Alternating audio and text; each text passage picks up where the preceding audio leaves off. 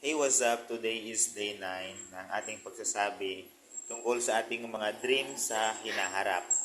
So, ngayon ay papatuloy ko yung nasabi ko kahapon. For blood transfusion ang asawa ko sana ngayon. Ito yung kalagayan namin. Kaso wala pa kaming provision, wala pang dumarating. So, dadalhin ko sana siya sa NKTI. Kaso wala pa tayong pera na gagastusin sa kanyang pagpaabono ng dugo. So, siguro bukas na kung magkaroon tayo ng pera. Kasi 2 times na siya na hindi na dialysis.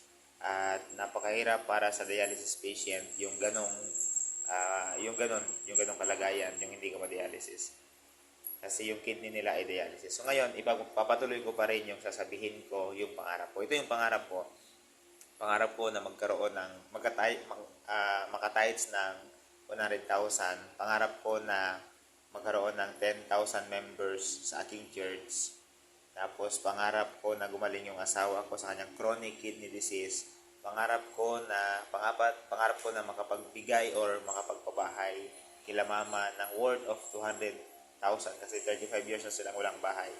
At pangarap ko din na magkaroon ng subscriber na 1 million subscriber dito sa ating YouTube channel. Kaya kung napapanood mo na ngayon, subscribe na kaangas ko. This is Boy Angas. Once again, and subscribe. I-upload ko to dito sa sa Sir Jim.